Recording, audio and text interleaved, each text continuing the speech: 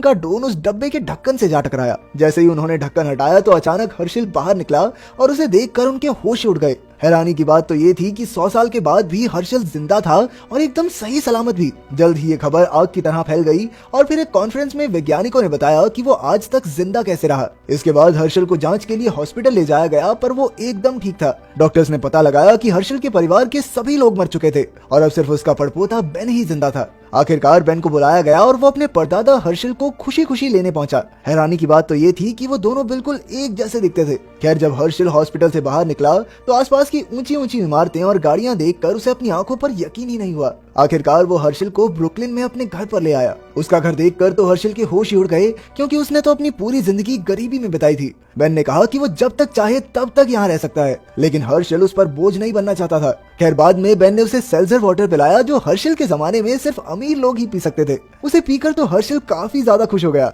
फिर बेन ने एलेक्सा से कहकर एक पुराना गाना बजाया और दोनों मस्ती में नाचने लगे।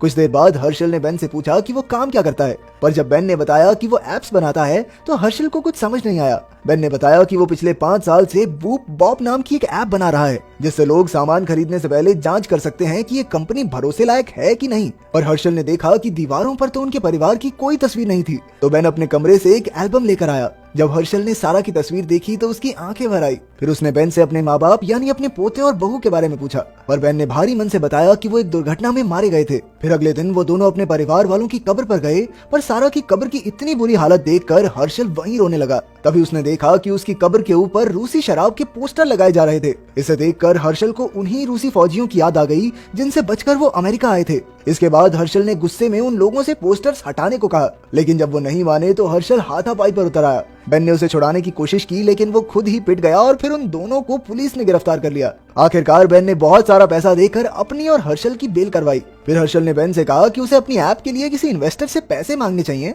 लेकिन वहां जाते ही बेन का दिल टूट गया, क्योंकि उसके गिरफ्तार होने की वजह से कोई भी इन्वेस्टर उसकी ऐप में पैसा लगाने को तैयार ही नहीं था। बेन ने गुस्से में आकर इसका इल्जाम हर्षिल पर लगाया, पर हर्षिल तो चाहता था कि बेन ये ऐप वैप बनाना छोड़कर उसके साथ अचार का बिजनेस शुरू करे। इससे बेन को और गुस्सा आ गया और उसने गुस्से में कहा कि अगर परदादी आज जिंदा होती ना तो कहती कि क्या नल्ला पति मिला मुझे। उसी पल हर्षिल ने ठान ली कि वो अचार का इतना बड़ा बिजनेस बनाएगा कि उसके मरे हुए परिवार वालों को भी उस पर गर्व होगा। उसने बेन से वादा किया कि वो इतने पैसे कमाएगा कि सारा की कब्र के ऊपर लगे उन पोस्टर्स को खरीद कर हटा सके। उसने भी ताव में कह दिया कि बेन इस परिवार के नाम पर कलंक है और वहाँ से चला गया। सबसे पहले वो किराने की दुकान पर खीरे खरीदने पहुंचा, लेकिन वो उसकी औकात से बहुत महंगे थे। फिर बाहर उसकी नजर कूड़ेदान पर पड़ी, जहां उसे पैकेट में कुछ खीरे दिखाई दिए। उसने तुरंत वो खीरे उठाए और इसी तरह शहर के कई कूड़ेदानों में घूमकर अचार बनाने का सारा सामान इकट्ठा कर लिया। फिर उसने एक रेडी पर सामान रखकर नमक और बारिश का पानी मिलाया और आखिरकार खीरे का अचार बनकर तैयार। इसके बाद उसने सड़क किनारे अचार का ठेला लगाया और अपना पहला डिब्बा $4 में बेचा। उसने किसी भी केमिकल का इस्तेमाल नहीं किया और यह अचार दुकान से काफी सस्ता था, इसीलिए जल्द ही उसके ठेले पर ग्राहकों की भीड़ लग गई। हर्षिल ने लोगों से कहा कि वो अचार खत्म होने के बाद उसी डब्बे में फिर से अचार भरवा कर ले जाएं। दरअसल ये कुछ और नहीं, सिर्फ उसकी कंजूसी थी, लेकिन लोगों को लगा कि उसे अपने आसपास की प्रकृति की बहुत चिंता है। देखते ही देखते लोगों ने उसके बिजनेस के बारे में सोशल मीडिया पर डालना शुरू कर दिया और जल्द ही उसके इतने कस्टमर बढ़ गए कि उसने सोचा ही नहीं था। उधर बेन अपनी ऐप के काम में आगे नहीं बढ़ पा रहा था और जब उसे हर्षिल के नए बिजनेस की खबर मिली तो वो जल उठा। एक दिन उसने हेल्थ डिपार्टमेंट में फोन करके शिकायत कर दी कि हर्षिल अपना अचार कूड़ेदान से उठाए सामान से बनाता है। फिर अगले ही दिन हेल्थ डिपार्टमेंट ने उसका ठेला बंद कर दिया और उसे $12,000 का जुर्माना भरना पड़ा। अब उसके पास कुछ नहीं बचा था, पर तभी उसके 2 ग्राहकों ने उसे सलाह दी कि उसे कुछ इंटर्न्स काम पर रख लेने चाहिए, उन्हें पैसे भी नहीं देने पड़ेंगे और काम भी हो जाएगा। इससे हर्षिल की उम्मीद फिर से जाग उठी। हालांकि उसे लग रहा था कि ये तो गुलामी जैसा सा काम हो गया कि काम भी पूरा ले रहे हैं और पैसे भी नहीं मिल रहे, लेकिन फिर भी बिजनेस चलाने के चक्कर में उसने कुछ इंटर्न्स को काम पर रख लिया। जल्द ही वो हेल्थ डिपार्टमेंट के नियमों के मुताबिक अचार बनाने लगे और हेल्थ डिपार्टमेंट ने उसके बिजनेस को हरी झंडी दे दी। फिर अपने इंटर्न्स की मदद से हर्षिल ने अपना बिजनेस फिर से खड़ा किया और आखिरकार उसके पास पोस्टर खरीदने लायक पैसे इकट्ठा हो गए। उधर बेन को पता चला कि जिस इन्वेस्टर के पास वो गया था अब वो हर्षिल के बिजनेस में पैसा डालना चाहते हैं। तभी हर्षिल वो पोस्टर लेकर अपनी जीत का जश्न मनाने बेन के घर आ पहुंचा। हर्षिल बेन की मदद करना चाहता था, क्योंकि आखिरकार वो ही तो एक दूसरे के सगे हैं, पर बेन को उससे कोई वास्ता नहीं रखना था। तभी बातों बातों में हर्षिल ने कह दिया कि पोलैंड के लोग तो बेवकूफ होते हैं, और ये सुनकर बेन को एक और खुराफात सूझी। उसने हर्षिल को ट्विटर अकाउंट बनाने की सलाह दी और उस रात हर्षिल ने धड़ाधड़ धर्म, औरतों और शादी जैसे मुद्दों पर अपनी साल 1900 वाली पुरानी सोच के ट्वीट्स डाल दिए। दिए। इससे नाराज होकर कई लोग अगले दिन उसके बिजनेस का बहिष्कार करने लगे और तो और उसके इंटर्न्स भी उसके खिलाफ हो गए थे। लेकिन इसके बाद भी हर्षल अपनी सोच पर कायम रहा और कुछ ही दिनों में पुरानी सोच वाले लोगों ने उसे अपना हीरो बना लिया। फिर एक दिन उसे एक कॉलेज प्रोफेसर के साथ डिबेट के लिए बुलाया गया। तभी बेन ने भीड़ में छिपकर हर्षल से क्रिश्चियन धर्म के बारे में पूछा।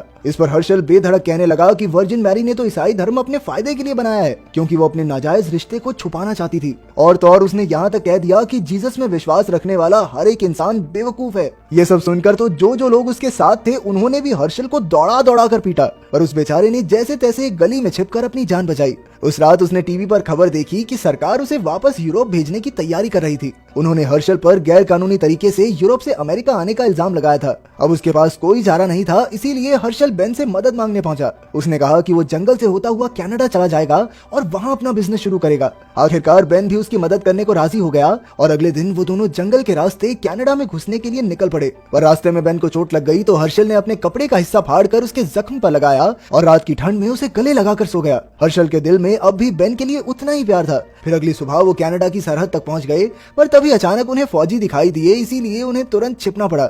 अब बेन को हर्षल के लिए बुरा लग रहा था, इसीलिए उसने सब सच बता दिया कि उसने ही हर्षल से वो ईसाई धर्म वाला सवाल पूछा था, ताकि हर्षल का धंधा चौपट हो जाए। बेन ने उससे माफी मांगी, पर हर्षल ने तो गुस्से में उसके मुंह पर मुक्का मार दिया। इससे बेन वहीं बेहोश हो गया और यही हलचल सुनकर फौजी उनकी ओर बढ़ने लगे। अब हर्षल तुरंत छिप गया और उसने बेन के बैग से उसका रेजर और कपड़े निकाले। कुछ ही पलों में उसने दाढ़ी काट कर बेन का भेष बना लिया और फौजियों को चकमा देकर निकल गया। उधर जब फौजियों को बेन मिला तो उन्होंने उसे हर्षल समझकर गिरफ्तार कर लिया। इसके बाद बेन पर मुकदमा चलाया गया, पर बेन की कहानी पर किसी को विश्वास नहीं था। आखिरकार असली हर्षल की जगह उसे ही वापस यूरोप में एक गांव में छोड़ दिया गया। यहाँ बेन बिल्कुल अकेला पड़ गया, क्योंकि कोई भी अंग्रेजी नहीं बोलता था। आखिरकार वो चलते चलते यहूदियों के मंदिर में आ पहुंचा। वहीं दूसरी ओर हर्षल को अपने पड़पोते के लिए बहुत बुरा लग रहा था। वो बेन के घर गया और वहाँ रखी पुरानी तस्वीरों को देखने लगा।